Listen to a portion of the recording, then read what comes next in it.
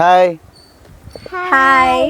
இன்னைக்கு நம்ம எங்கே வந்திருக்கோம்னு பார்த்தீங்கன்னா செங்கல்பட்டு பக்கத்தில் இருக்கிற செங்கல்பட்டு மாவட்டத்தில் இருக்கிற மணப்பாக்கம் கன்னி கோவிலுக்கு தான் வந்திருக்கோம். வாங்க பார்க்கலாம்.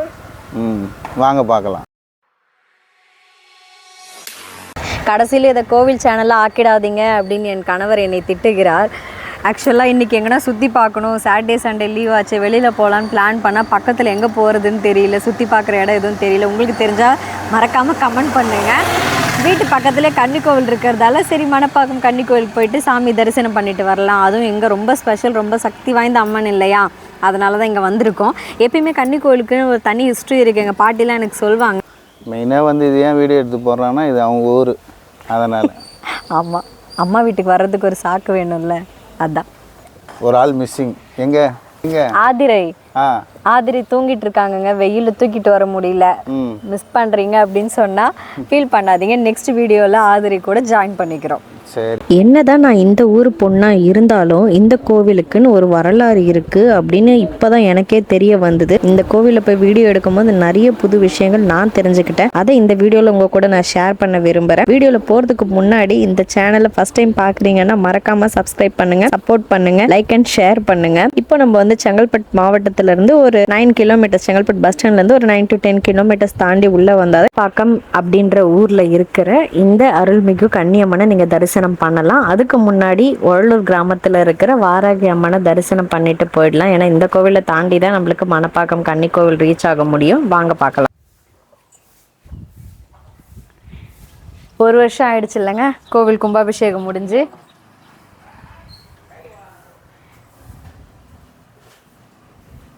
அவங்க அண்ணன்மார்கள், இவரு ஓகே, இவர் அண்ணன்மார்கள், இவர் ஜடாமுனீஸ்வரர், இவர் இந்த அம்மா அரவத்தம்மன். அரவாத்தம்மன். ஆமா, பைரவர், விநாயகர், முருகர், அம்பா. இது நம்ம புதுசா குதிரை இருக்கு. குதிரை எடுத்து வச்சாரு. இந்த அம்மா படத்தளபதி இல்லையா, ஆஹா, குதிரை மேல தானே போவாங்க. ஓ அதனால அதுதான் அந்த குதிரையை வஞ்சுது, சுத்தி வஞ்சிருக்கு. கோவிலை சுத்தி போட்டதா? Okay okay. இதோ பாருங்க, அவங்க குதிரை மேலே வருவாங்களாம், அதனால இங்கே குதிரையாக போட்டிருக்காங்க ஃபுல்லாக.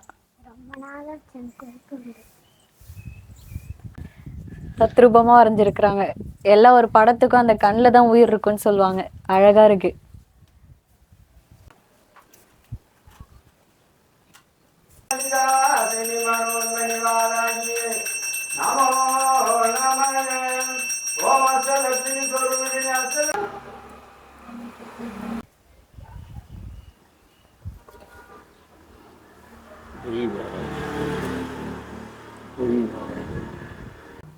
போட்டு வச்சுட்டிங்களா? உண்டியில் போட்டுருங்க. இருடா இது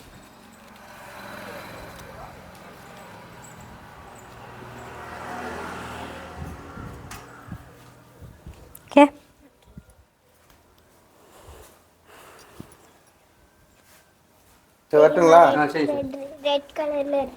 வாராகினி அம்மனை வந்து இங்கே தரிசனம் பண்ணிட்டு இதை தாண்டி இருக்கிற மணப்பாக்கம் கன்னி கோவிலுக்கு போகிறோம். அந்த கன்னிமார்களை தரிசனம் பண்ணலாம். எங்கள் கூடவே வாங்க.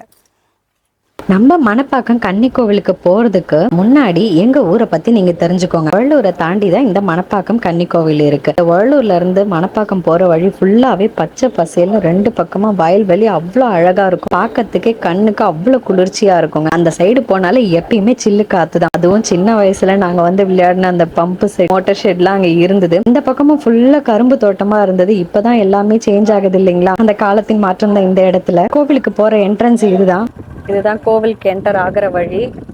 ஆடி மாசத்துல இந்த என்ட்ரன்ஸ்ல இருந்தே தெருவுல ஃபுல்லாவே கடையா இருக்குங்க. சரியான ரஷ்ஷா இருக்கும். அதுவும் இந்த தெருவோட எண்டில் தான் உங்களுக்கு தீமிதி திருவிழா கூட நடக்கும். எங்க ஒரு ஆட்டோக்கார அண்ணனுங்களா இருக்காங்க, அவங்கள பார்த்து ஒரு ஹாய் சொல்லிட்டு வந்துடுறேன். இந்த பாத்தீங்கன்னா சாட்டர்டே, அதனால கடைங்கள்லாம் அவ்வளவா இல்ல. பட் நெக்ஸ்ட் டே சண்டே கண்டிப்பா ரஷ் ஃபுல்லாவே இருக்கும். இது வந்து நிறைய பேருக்கு குலதெய்வம் கோவில்ன்றதால ஒட்டடிக்கிறது, காதணி விழா வைக்கிறதுன்னு ரொம்பவே பிரம்மாண்டமா இருக்குங்க. டைம் கிடைச்சா கண்டிப்பா இந்த மணப்பாக்கம் கன்னி கோயிலை நீங்க வந்து விசிட் பண்ணணும். இப்போ நிறைய மீடியா வந்துருச்சு. இப்போல்லாம் சாமியோட ஃபோட்டோ வெளியில் வந்துருச்சு. நாங்கள் சின்ன வயசில் இருக்கும் போது இருந்த கோவில் மாதிரி இப்போ இல்லை, ரொம்பவே மாற்றம் ஏற்பட்டிருக்கு. கோபுரம் அவ்வளோ பிரம்மாண்டமாக அழகாக கலர்ஃபுல்லாக பெயிண்டிங் பண்ணிட்டு இருக்காங்க. கண்டிப்பாக நீங்கள் கும்பாபிஷேகத்துக்கு வந்து கலந்துக்கணும் நான் விரும்புகிறேன். கீழே தான் உனக்கு மொட்டை அடிச்சாங்க தெரியுமா? உனக்கு பிறந்த முடி அங்கே தான் எடுத்தாங்க. அப்போல்லாம் இப்போ காமிச்சேன் இல்லைங்களா, அந்த பக்கம் வழி இருக்குல்லங்க, அந்த பக்கம் இருந்து வந்து இந்த பக்கமே இறங்கி ஆற்றுல கால் நினச்சிட்டு அதுக்கப்புறம் ஏறி வந்து சாமியை பார்ப்போம். சாமி வெளியில் வந்து கற்பூரம் ஏற்றி கும்பிட்டுட்டு அதுக்கப்புறம் தான் உள்ளே கூட்டிகிட்டு போய் எங்கள் பாட்டி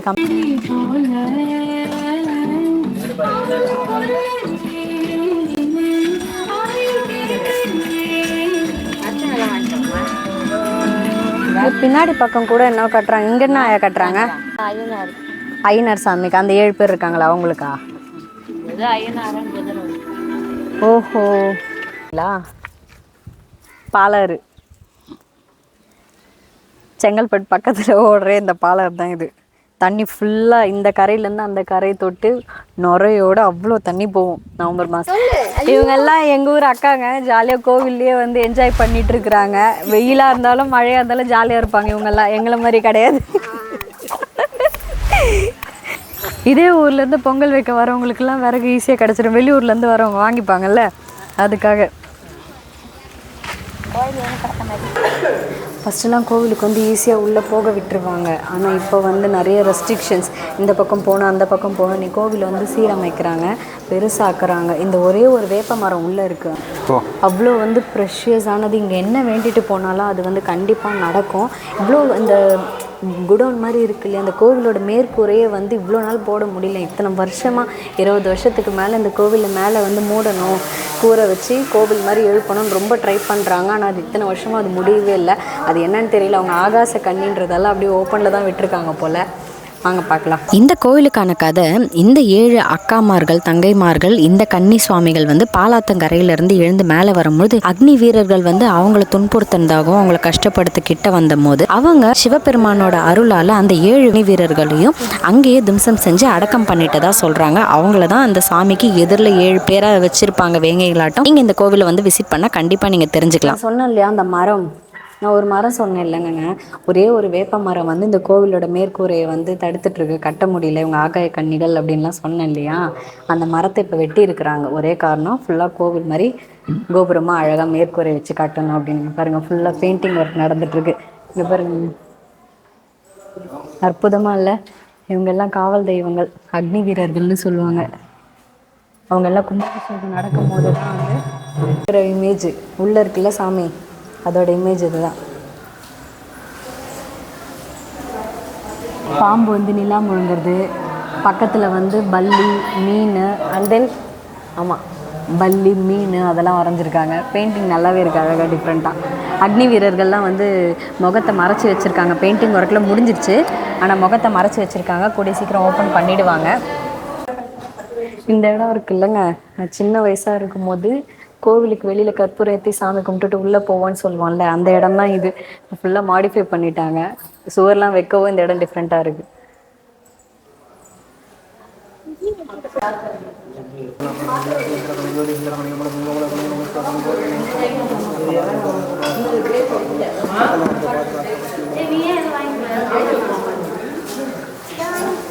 பொட்டு வச்சுக்கூடா,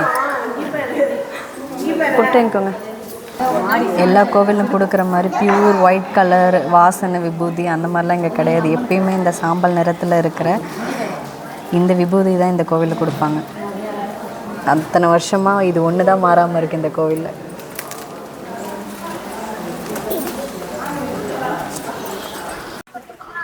கோவிலுக்கு வந்துட்டு சும்மா போகக்கூடாதுங்க. யார் உட்காந்துருக்காங்க? லக்ஷ்மி அக்கா உட்காந்துருக்காங்க. வாங்க போய் பார்த்துட்டு போகலாம்.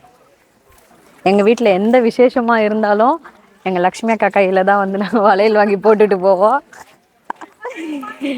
இவங்க எங்கள் வீட்டு ஸ்பெஷல். ஆமாக்கா, எங்கிட்ட வீட்டில் நிறைய வளையல் இருக்கு. கோவிலுக்கு வந்து சம்மா போகக்கூடாது பாருங்க, வளையல் வளையல் நிறைய இருக்கு அக்கா.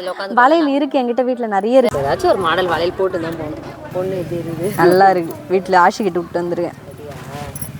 அக்கா 4 போதும். இந்த கையில் 2, இந்த கையில் 2 போதும். சரி சரி, நான் நிறைய போடல. எப்போ பார்த்தாலும் வளையல் எல்லாரும் அனுப்ப மாட்டாங்க இவங்க. நாட்டு வலையில வந்தா போட்டு போனோம், எங்க வரவே மாட்டேன்றீங்க. ஸ்கூல் முடிச்சுட்டு வந்தேன் நான். இந்த இதுக்கெல்லாம் போயிடா இதுக்கு மட்டும் பாரு. இல்ல இல்ல அக்கா அக்கா சும்மா இதுக்கு மட்டும்